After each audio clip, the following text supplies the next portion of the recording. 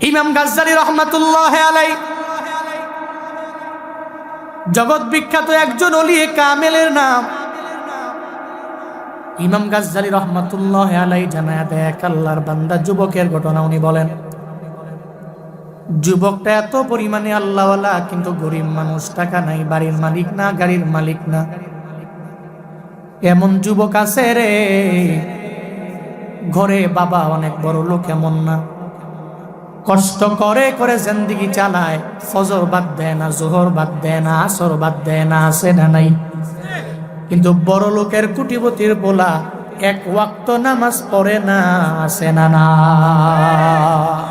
ইমাম গাজ্জালী রহমাতুল্লাহ আলাইহি যুবক ছেলের ব্যাপারে জানায়া দেয়, গরিব ঘরের ছেলে, টাকা পয়সার মালিক বাবাও না, সে নিজেও না, কিন্তু বড় আবেদ, বড় নামাজি। একদিন বাজারের মধ্যে ওরে ওঠানো হলো। আগে তো দাস বেচা কিনা হইতো, বাজারের মধ্যে যখন ওই যুবকটারে ওঠানো হয়, একটা ধনী মানুষ তার দরবারে তাই কেনার জন্য যখন বাজারের মধ্যে গেল, যাই কয়, যুবক রে, তোরে আমার পছন্দ হয়ে গেল, আমার বাড়ির মধ্যে তোরে নিয়ে যাবো দাস হিসাবে, তুই আমারে জানায় দে কোনো শর্ত কি আছে না নাই, শর্ত থাকলে আমারে বলো, শর্ত মানতে পারলে আমার বাড়ির মধ্যে আমি তোরে নিয়ে যেতে পারি।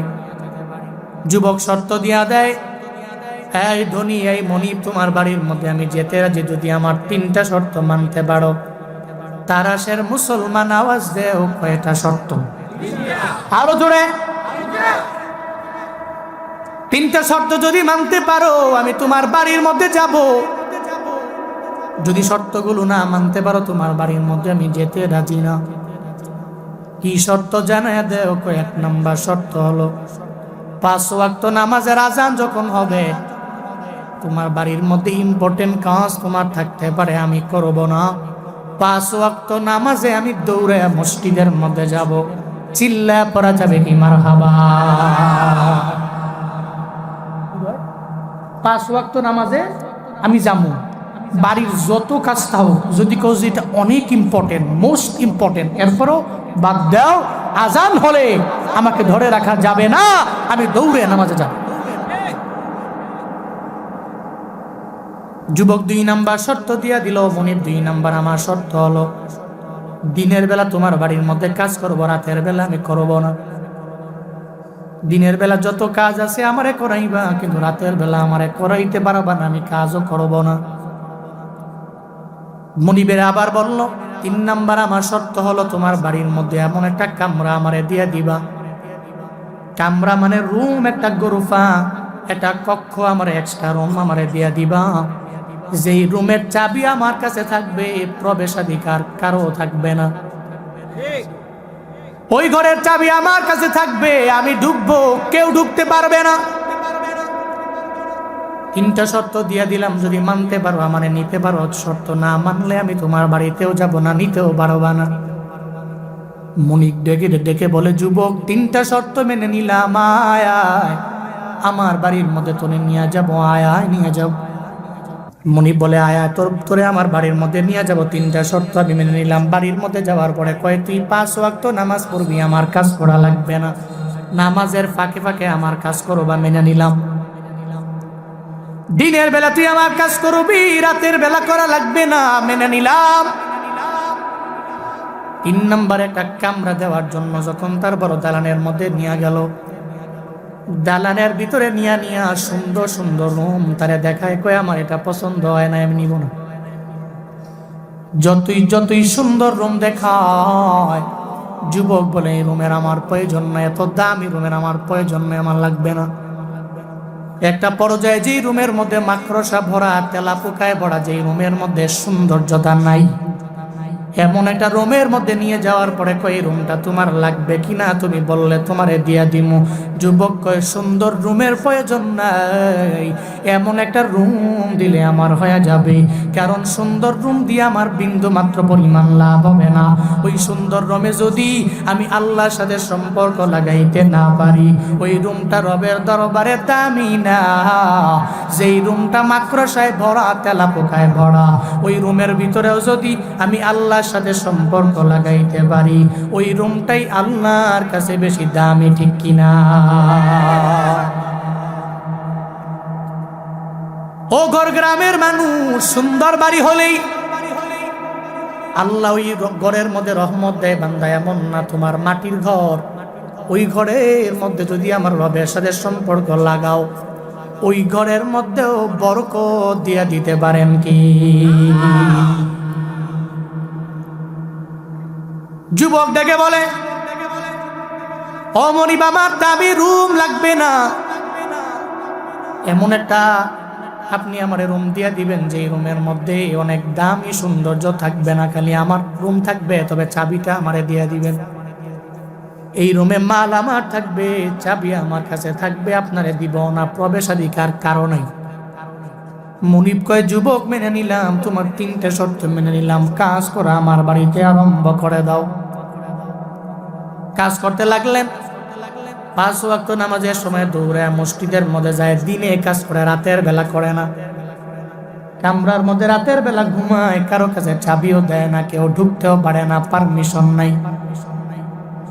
একদিন ওই মনিবের চিন্তা চলে আসলো, একটা যুবক আমি আমার ঘরে রাখলাম, ওই যুবকটা যে ঘরের মধ্যে থাকে, যুবক যদি কোনো অন্যায় করে, আমার বাড়ির মধ্যে একটা দুর্নাম আমার হয়ে যাবে, এলাকার মধ্যে দুর্নাম হয়ে যাবে। কেন সে চাবিও দিতে চায় না, কেন প্রবেশাধিকার নাই, অন্য কাউকে কেন পারমিশন দেয় না?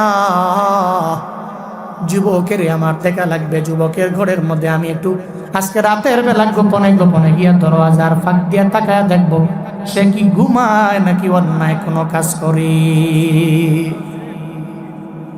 মনি কয়, ঘর তো আমার, বাড়ি তো আমার, এই গোলাম যদি বাই চান্স কোনো একটা অন্যায় করে বসে ঘরের মধ্যে, তাহলে দুর্নাম হবে আমি বাড়িওয়ালা, দুর্নাম তো তার হবে গোলাম দাস, তারে কেউ পাত্তাও দিবে না, বাট পুরা সমাজে, পুরা সোসাইটিতে আমি কলঙ্কিত হয়ে যাব, সবাই আমাকে কুনজরে দেখবে, সুনজরে দেখবে না। মনিব চিন্তায় পড়লেন। একদিন রাতের বেলা ডিসিশন নিয়ে নিলেন, আজকে গোপনে গোপনে তার দরওয়াজার সামনে গিয়া দাঁড়াইয়া দেখবে। মনিব দরওয়াজার ফাঁকা দিয়া গিয়া তাকায়া দেখে, রে যুবকটা ঘুমায় না, রাতের গভীরে সিজদায় পরে মালিকের দরবারে কান্দি। যুবক বলে, ও মালিক, তুমি আমারে গরিব বানাইছো, যদি তুমি আমারে ধনী বানাইতা, তাহলে আমি রাতের বেলা যেমনে তোমার সিজদার মধ্যে পড়ে গেলাম, দিনের বেলা একইভাবে আমি সিজদার মধ্যে পড়ে থাকতাম রে আল্লাহ। কিন্তু আমার টাকা নাই, আমি দামি বাড়ির মালিক না, দামি কিছুর মালিক আমি না, এই জন্য দিনের বেলায় আমার মনিবের কাজ করা লাগে, রাতের বেলা ইবাদতের মধ্যে বেশি মগ্ন হইতে পারি আমি। ও আল্লাহ, তুমি আমারে এমন গরিব বানাইলা, আমি চাইলেই দিনের বেলা কাজ করতে পারি না, আমি চাইলেই তো দিনের বেলা তোমার গুণগান গাইতে পারি না, রাতের বেলা ইবাদতের মধ্যে মগ্ন হয়ে যাওয়া লাগে। আল্লাহর দরবারে চোখের পানি ফালায়া ফালায়া 12 বাহার ওই জোয়ান গোলাটা সিজদার মধ্যে বৈশা বৈশা কান্দে রে। মালিক তাকায়া দেখে রে, যুবকের মাথার উপরে আসমান থেকে জমিন পর্যন্ত মাঝ বরাবর জায়গার মধ্যে একটা নূরের ঝাড়বাতি ঝলমল ঝলমল করে জ্বলি। নূরের বাতি ঝলমল করে ওই যুবকের মাথার উপরে জ্বলতেছে।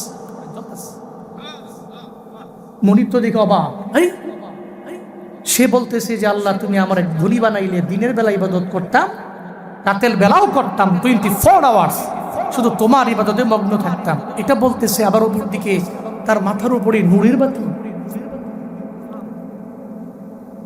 ও ঘর গ্রামের যুবকেরা, একটু মনোযোগের কান লাগায় শুইন রে বাবা। ইমাম গাজ্জালি একটা যুবকের কাহিনী বলে, একটা বুড়ার কাহিনী বলে না।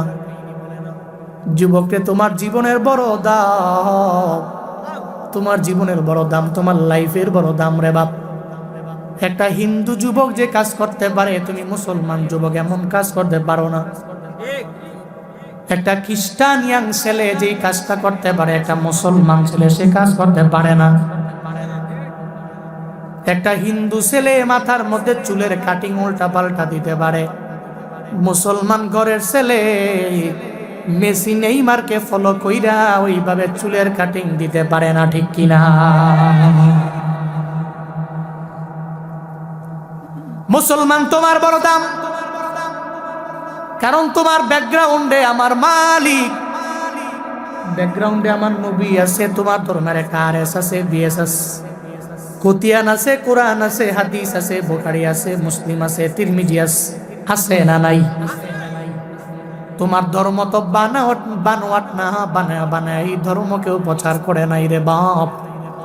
এই ধর্মের গ্রহণযোগ্যতা একজনে বাড়াইছে, চিল্লায়া বলো তার না।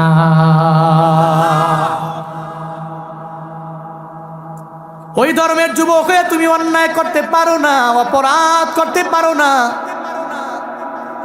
ইমাম গাজ্জালী রহমাতুল্লাহ আলাইহি বলেন, মনিব বড় অবাক হয়ে গেলেন, যুবকের এই কাহিনী দেখে অবাক হয়ে গেলেন। মনিব ওখান থেকে দৌড় দিয়ে যখন ঘরের মধ্যে যায় বিবির দরবারে ভেঙ্গে চুরে বলে, কয় বিবি রে, যে যুবক ছেলেটারে আমরা দিনের বেলা কাজ করাই, আমাদের ঘরের খাদেম আমরা বানাইলাম, গোলাম বানাইলাম, আমরা মনিব হয়ে গেলাম, ওই ছেলেটা তো এত পরিমাণে আল্লাহওয়ালা, দিনের বেলা কাজ করে রাতের বেলা ইবাদতের মধ্যে মগ্ন হয়ে যায়। এই যুবক ছেলেটা সে চোখের পানি ফালাইয়া রবের দরবারে আবদার জানায়, আল্লাহ গো, আমারে কেন এতিম গরিব বানাইলা, কেন আমারে ধনী বানাইলা না? তুমি ধনী বানাইলে আমি দিনের বেলাও তোমার সিজদার মধ্যে পড়ে আমার সময়টারে কাটায়া দিতাম।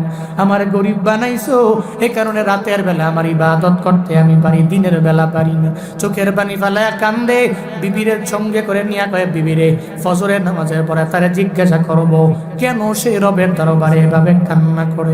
একটা পর্যায়ে এবার যখন ফজরের নামাজের পর হয়ে গেল, দুইজনে চলে গেল কবরের ওই ব্যক্তির পাশে গিয়া দাঁড়ায় গেল। কয়, খাদেম রে, তুমি রাতের বেলা তোমারে দেখলাম, কেন তুমি এমন করলা, কেন তুমি সিজদা দাও, আবার তোমার মাথার উপরে কেন নূরের বাতি দেখা যায়? যুবক তো বড় অবাক হয়ে গেল, হায় হায়, মনিব কেমনে জানে আমি যে আমার আল্লাহর সাথে সম্পর্ক লাগাইতে পারলাম, এটা মনিব জানলো কি করে? মনে রাখবারে বাপ, যারা রবের ওলি হয়ে যায়, বন্ধু হয়ে যায়, এরা জীবনেও কোনোদিন এটা মানুষের দরবারে প্রকাশ করতে চায় না, ঠিক কিনা? ভণ্ডলিরা নিজের যা ভণ্ড যারা, একমাত্র দেখবেন এদের সামনে এতগুলা লকব, এতগুলা উপাধি, না খালি কলস বাজে বেশি, ভরা কলস বাজে কম। একমাত্র সত্যিকারের ওলিয়ে কামেল যারা, এরা জীবনেও নিজের কারামত প্রকাশ করতে চায়। আউলিয়ারা কারে উকবা ইখতিয়ার, জাহেলারা কারে দুনিয়া ইখতিয়ার। মুনিবের কাছে জানার পরে এবার যুবক ছেলেটাকে, মুনিব আপনি কেমনে জানলেন? কয়, রাতের বেলা দিয়ে গেলাইস। যেহেতু দিয়ে গেলাইছেন, এখন কি বলতে চান বলেন না? কয়, যুবক রে, আমি আমার বাড়ি থেকে তোরে মুক্ত করে দিলাম, আজকে থেকে দিনের বেলাও কাজ করা লাগবে না, রাতেও করা লাগবে না, ওই কক্ষ তোমারে দিয়া দিলাম, রবের সাথে সম্পর্ক লাগাইবা, আমার বাড়িতে বিন্দু মাত্র পরিমাণ তোমার কর্ম করা লাগবে না। চিল্লা পড়া যাবে কি মারহাবা? ইমাম গাজ্জালী বলেন, আল্লাহর ওই বান্দা বড় প্রেমিক, মনে মনে চিন্তা করে, যারা রবের বন্ধু হয়ে যায় এরা দুনিয়াবি লাইনের দিকে তাকায় না রে বাপ।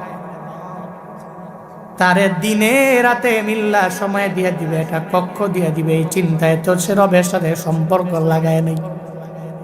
কই, যেহেতু আমার মনিবের সাথে আমার সম্পর্কটা আপনি যাই না গেলেন, গুরফা আমার দরকার নাই, আমার কক্ষেরও প্রয়োজন নাই। সঙ্গে সঙ্গে আমার রবের দরবারে আবদার জানাইতে লাগলো, আল্লাহ গো, এই সম্পর্ক যেহেতু ফাঁস হয়ে গেল, আমার মনিব দুনিয়ার মনিব যাই না গেল, এই বডি নিয়া, এই মন মানসিকতা নিয়ে আমি দুনিয়ার মধ্যে আর থাকতে রাজি না, তুমি আমারে উঠে নিয়ে যাও।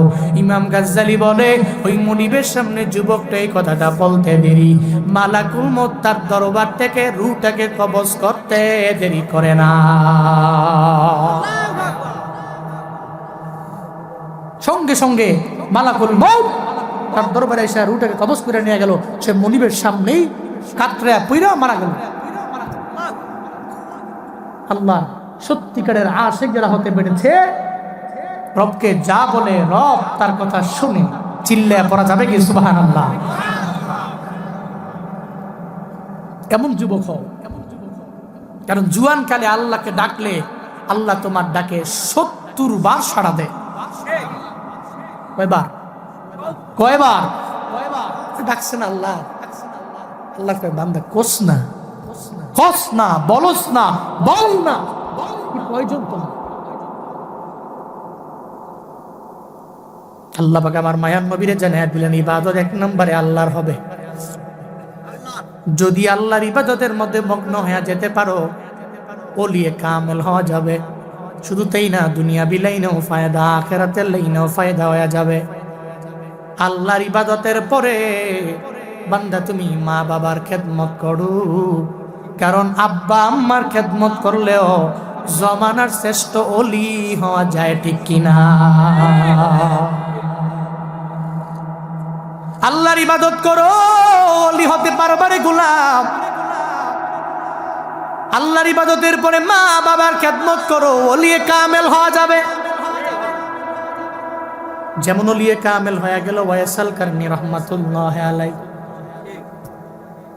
কত পরিমাণে দামি ওয়াইসাল কারনী রহমাতুল্লাহ আলাইহি। ইয়ামেনের কর্ণ অঞ্চলের গভীর জঙ্গলের মধ্যে বাস করে। মায়ের লইয়া ঘরের মধ্যে ওয়াইসাল কারনীর ছাড়া আর কোনো মায়ের ছেলেও নাই, কোনো মেয়েও নাই, কোনো সন্তানও নাই।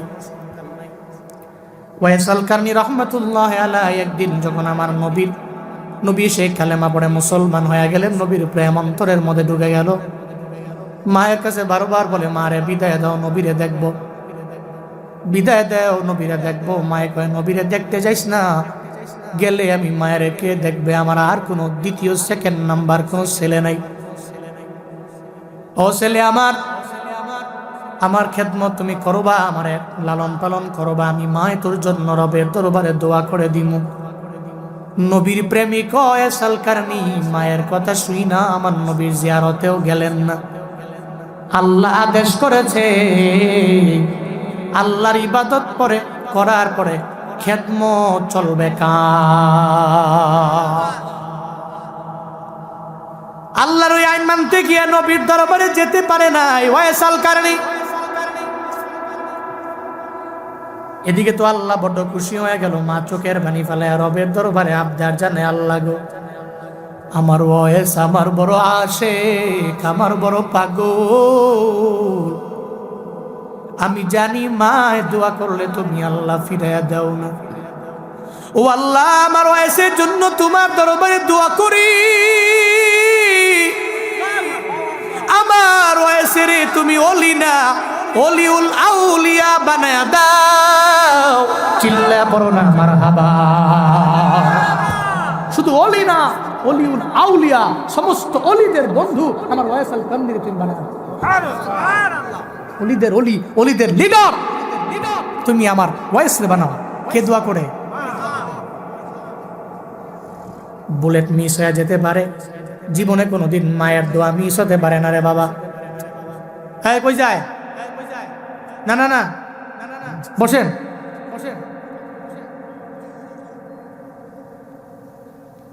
উঠা যাবে না ভাই, আমি আগেই বলছি, উঠলে আমি বয়ান টয়ান বাদ দিয়ে আমাদের ওয়াজ করবো, এরপরে আবার আমারটা বলছি না আমি আগে, যেটা আমার কথা এটাই। কোন মারহাবা, জোরে করা আমিন। খারাপ লাগতেছে আপনারা? কষ্ট পাচ্ছেন নাকি আপনারা? শীত বেশি লাগতেছে? পড়েন সুবহানাল্লাহ, কোন আলহামদুলিল্লাহ, জোরে পড়েন আল্লাহু আকবার। আম করে যে কেমনে ওহাবি কয়, আমি নবীর প্রেমের ইশকের বয়ান আমার ইউটিউবে দেখেন অভাব নেই। নবীর ভালোবাসি আমরা, খোদার কসম। নবীর রওজার পাশে গিয়ে অহংকার না, জুনায়েদ আল হাবিব যতবার গিয়েছে একবারও চোখের পানি ধরে রাখতে পারে নাই। দুনিয়ার মানুষকে দেখানোর জন্য না, নবীর প্রেমে, নবীর ইশকে, নবীর বয়ান তো আমি করি, ওইটা মনে পড়ে আর চোখ দিয়ে অটোমেটিক কোন সময় জানি পানি পড়ে, আমি বুঝিও না, আমি জানিও না। আপনারা বলেন আমরা নবী বিদ্বেষী। আল্লাহ আমার ভাইদেরকে বুঝদান করেন। আরো জোরে পড়ে না আমিন। মা রবের দরবারে দোয়া করে দিল, ওয়াইস আল কান্নিরে তুমি কবুল করে নাও, অলিউল আউলিয়া বানায়া দাও। আল্লাহ কয়, ওয়াইসের মায়ের দোয়ার বদৌলতে আমি আল্লাহ ওয়াইস আল কান্নিরে জামানার শ্রেষ্ঠ অলি বানায়া দিলাম। মায়ান নবী মসজিদে নববীর মধ্যে ওই জায়গায় আমার মায়ান নবী হুজরা মুবারাকার মধ্যে আল্লাহ পাক স্বপ্ন যোগে আমার নবীরে দেখাইল, নবী গো আপনার একজন আশেক আছে ইয়ামানে কর্ন নামক জঙ্গলের মধ্যে, অঞ্চলের জঙ্গলের মধ্যে, ওই জায়গার মধ্যে ওয়াইস নামক একজন ব্যক্তি আছে, যেই ব্যক্তিটা আপনি নবীর জন্য বড় পাগল পাড়া হয়ে গেল, কিন্তু মায়ের কথা মানতে যায় আপনার দরবারে আসতে পারে নাই। তার মা তার প্রতি রাজি হয়ে আমি রবের দরবারে হাত বাড়িয়ে দোয়া করলো, আমি তারে জামানার শ্রেষ্ঠ ওলি বানায়া দিলাম। মায়ান নবী খুশি হয়ে গেলেন। ওয়াইস আল কারনির প্রতি আমার মায়ান নবী খুশি হয়ে আমার নবী ওমরে ডাক দিলেন, আলীরে ডাক দিলেন, আয় আয় আমার ওয়াইস আল কারনির জন্য একটা জুব্বা হাদিয়া নিয়ে যাও, আমার মরণের পরে চিল্লা পড়া যাবে কি মারহাবা। হযরত ওমর আলী বড় অবাক, নবী আমাদের দেয় না, ওয়াইস আল কারনিরে দেয়। মনে হয় কাহিনী একটা আছে রে, রবের দরবারে মনে হয় ওয়াইস আল কারনি বড় কবুল হয়ে গেল নবীর প্রেমের সাগরে ডুব দিয়া।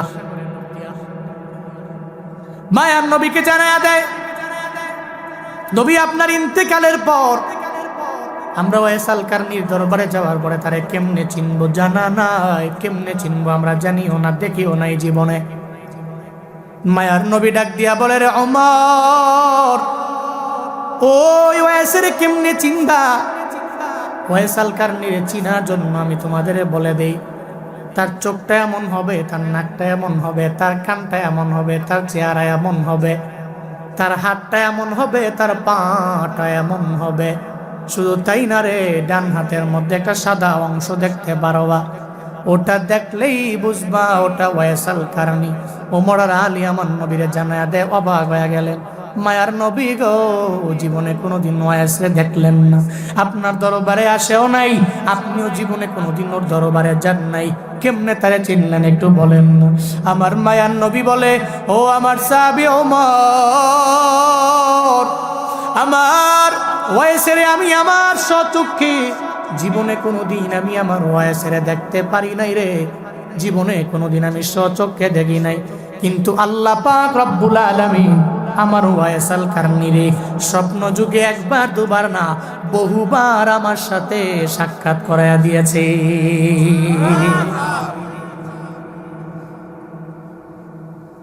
মায়ার নবীরে স্বপ্ন যুগে দেখলে নবীজি বললেন, ওই উম্মতের জন্য জাহান্নাম হারাম, জান্নাতটা ওয়াজিব হয়ে যাবে। স্বপ্ন যুগে যদি নবীরে দেখতে পাও, জাহান্নাম হারাম হবে, জান্নাতটা ওয়াজিব হয়ে যাবে রে বাপ। ওই নবীরে দেখার জন্য এমন কোন উম্মত নাই যে পরিমাণ পাগল বাড়া না, উম্মতের দেখার জন্য বড্ড পাগল বাড়া। ও আল্লাহর বান্দারা, মায়ান নবীরে দেখার একটা আমল তোমাদের শিখাইয়া দিয়া যাই। যদি আমার মায়ান নবীরে দেখতে চাও, গভীর রাতের বেলা এশার নামাজ পড়ে যখন তুমি ঘুমায়া গেলা বিছানার মধ্যে, ঘুমানোর আগে সুন্দর করে ওযু বানাইয়া ডান কাতে হইয়া 100 বার যদি আমার মায়ান নবীর উপরে দুরুদের আমলটা চালু রাখতে পারো, অনেক বড় দুরুদ লাগবে না, সাল্লাল্লাহু আলাইহি ওয়াসাল্লাম, সাল্লাল্লাহু আলাইহি ওয়াসাল্লাম, সাল্লাল্লাহু আলাইহি ওয়াসাল্লাম, এভাবে 100 বার যদি পইরা পইরা বান্দা তুমি ঘুমাও, যদিও একদিন আমল করলো নবী আসে না, 1 মাস আমল করলা আমার মায়ার নবী দেখা দেয় না, 1 বছর আমল করলা এরপরে আমার মায়ার নবী দেখা দেয় না। তবে মনে রাখবারে বাবা, যদি আমলটাকে কন্টিনিউ চালু রাখতে পারো, মরণের আগে একদিন রাতের বেলা দেখবা তোমার স্বপ্ন যুগে আমার মায়ার নবী হাজির। নবীরে যদি জীবনে একবার দেখতে পারো, নবীরে একবার দেখতে পারলে জাহান্নাম হারাম হবে, জান্নাতটা তোমার আমার জন্য ওয়াজিব হয়ে যাবে রে বাবা। আল্লাহ ওই নবীরে দেখি নাই, জীবনে একবার হলেও স্বপ্ন যুগে মোলাকাত করায়া দিও, পড়ে না আমি।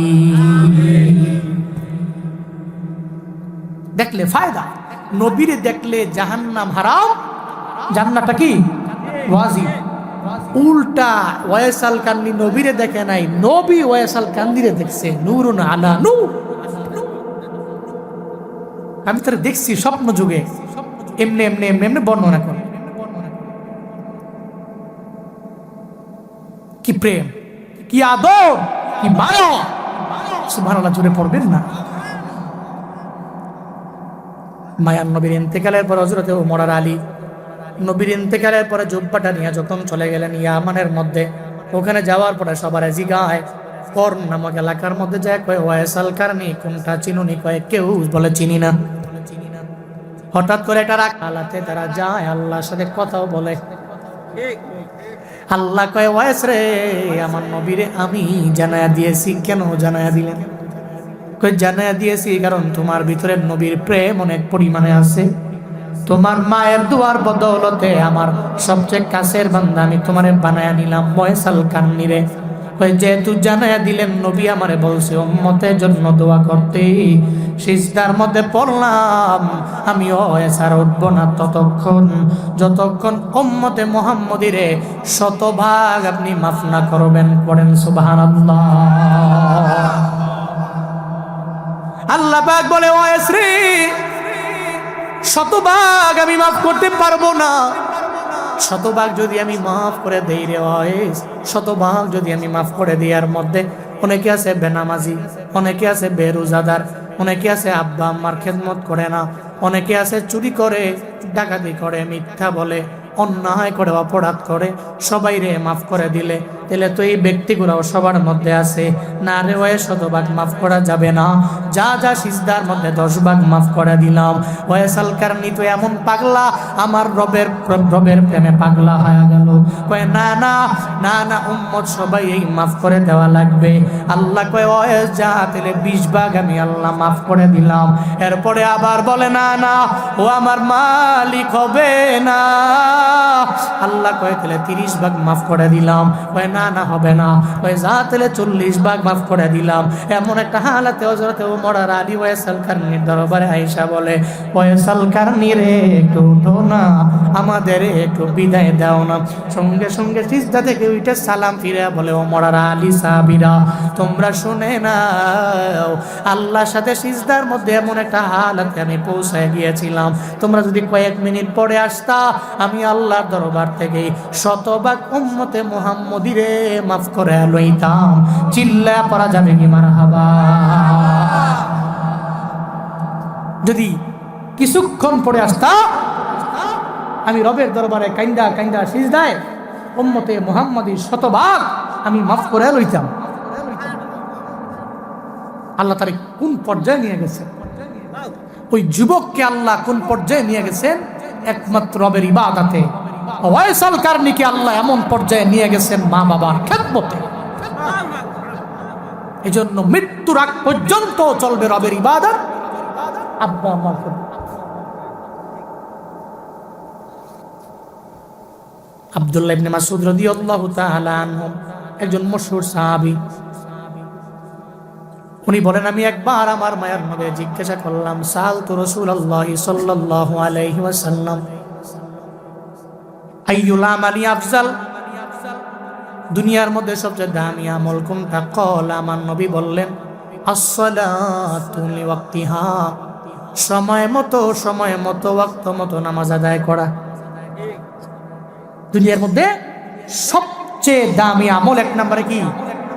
ওয়াক্ত মতো, সময় মতো নামাজ আদায় করা। নামাজ পড়েননি আপনারা? এলাকার মধ্যে মাহফিল আছে বহু, ফজরে মুসল্লি নাই তো। এই যে মুরব্বী যারা আছে না, এই এরাই দেখবেন ফজরে, এরাই জোহরে, এরাই আসরে, মাগরিবে খালি কিছু অ্যাড হয়, এসায় দেখবেন আবার ওই আগের মতো। আমি কি লিগেল বললাম না আনলিগেল বললাম? কই যাবেন? হ্যাঁ এক হইলে ঠিক আছে। আপনি কো? হ্যাঁ ব্ল্যাক, হ্যাঁ আইবো আউইন নে, যে হাইস দিছে আউইন নে, কোন মার হাবা, আরো জোরে মার হাবা।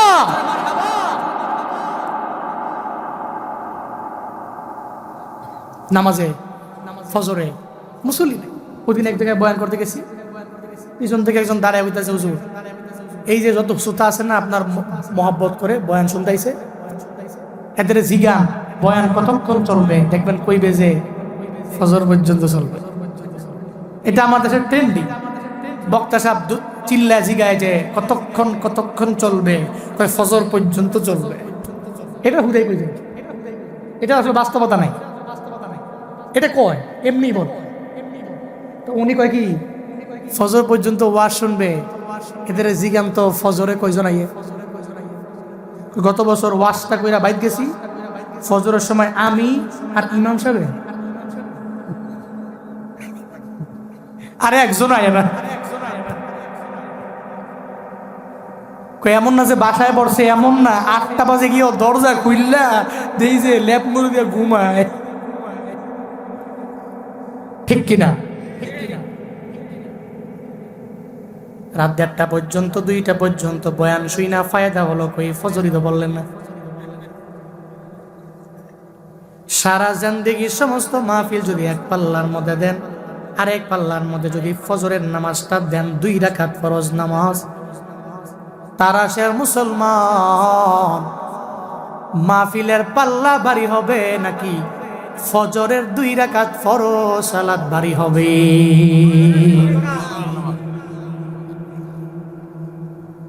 নিয়ত করে নেন রে বাবা, মাহফিলও শুনবো, ফজরও পড়বো, মাহফিলও শুনবো, জোহর পড়বো, মাহফিলও শুনবো, আসরও পড়বো, মাহফিলও শুনবো, মাগরিব পড়বো, মাহফিল শুনবো, আমি এসাও পড়বো। যদি নিয়ত করে বয়ান শোনা যায়, ঘর গ্রামের পাইক মিলি যুব সমাজের এই মাহফিল জুনায়েদ আল হাবিব বলে যায় আল্লাহর দরবারে শতভাগ কবুল হয়ে যাবে। মাহফিল শুনবো, ফজর পড়ব। মা বোনরা কি বয়ান শুনতেছে? আছে আছে। মা বোনদের মধ্যে একটা দোষ আমরা দেখতে পারি বেশ, ঠিক মতো সময় মতো ওয়াক্ত মতো এরা নামাজ আদায় করে না। বাড়ির মধ্যে ধানের কাজের চাপে, গমের ক্ষেতের চাপে, আলুর কাজের চাপে জোহরেরটা নিয়ে পড়ে আসরে, আসরেরটা নিয়ে পড়ে মাগরিবে, ঠিক কিনা? দেখবেন যে কাজ টাজ কইরা গুছায়া টুছায়া আসরের নামাজের আগে আল্লাহু আকবার, আজ নামাজ পড়ছে 2 রাকাত, আসর আজান দিয়ে লাইছে। এরকম আছে না নাই? আমাদের আগের মাস আসলে এমনই করছে। কিন্তু নামাজ যদি জোহরেরটা নিয়ে আসরে, আসরেরটা নিয়ে মাগরিবে হবে হবে। ইন্নাস সালাতা কানাত আলাল মুমিনিনা কিতাবাম মাওকুতা। আল্লাহ পাক বলেন, যখন তোমার মন চাইলো নামাজ পড়বা, এমন না ফজরের নামাজের ওয়াক্ত আছে না নাই, জোহরের নামাজের ওয়াক্ত আছে না নাই, আসরের নামাজের ওয়াক্ত আছে না নাই, মাগরিব নামাজের ওয়াক্ত আছে না নাই, এশার নামাজের ওয়াক্ত আছে না নাই। নির্ধারিত টাইমে যদি নামাজ পড়ো, ওই নামাজ কবুল করবে কে? ও তারা সে আম্মা জানেরা, জুনায়েদ আল হাবিব রে খারাপ মনে কইরেন না। আপনার ছেলের মতো, আপনার নাতির মতো আমি, আমার অনেক বেশি বয়স, অনেক বুড়া, আমি এমন না। আমি আপনার ছেলের মতো, আপনার নাতির মতো মনে করবেন। মা গো, বোনেরা গো, আবদার জানা যায়, আপনারা নামাজ পড়েন আমি জানি, তবে জোহরের নামাজটা আসরের নিয়ে পড়েন না, আসরের নামাজটা মাগরিবে পড়েন না। কিছু পুঁজি বানায়া যান, আপনাদের জান্নাতে যাওয়া বড় সহজ। নবী জানায়া দিয়েছে, 4 গুণে গুণান্বিত নারীরা জান্নাতের 8টা দরওয়াজা খোলা থাকবে। আল্লাহ বলবে, যেই দরওয়াজা দিয়া মন চায় ওই দরওয়াজা দিয়া জান্নাতে ঢুকে যা। মা বোনদের সহজ আছে কয়টা? মাত্র 4টা। ইজা সাল্লাতিল মারওয়াতু খামসাহা ওয়া সামাত শাহরাহা ওয়া আহসানাত ফারজাহা ওয়া আতাআত যাওজাহা ফাকিলা লাহা উদখুলিল জান্নাহ মিন আইয়ি আবওয়াবিল জান্নাতি শি'তি। এই নারী, 4টা গুণে গুণান্বিত হইছো, কিলা লাহা, তারে বলা হবে উদখুলিল জান্নাহ, জান্নাতে ঢুকো। কই কোন দরজা দিয়া? কই মিন আইয়ি আবওয়াবিল জান্নাতি শিতি, জান্নাতের 8টা দরওয়াজার যেই দরওয়াজা দিয়া মন চায় ওই দরওয়াজা দিয়েই তুমি প্রবেশ করো।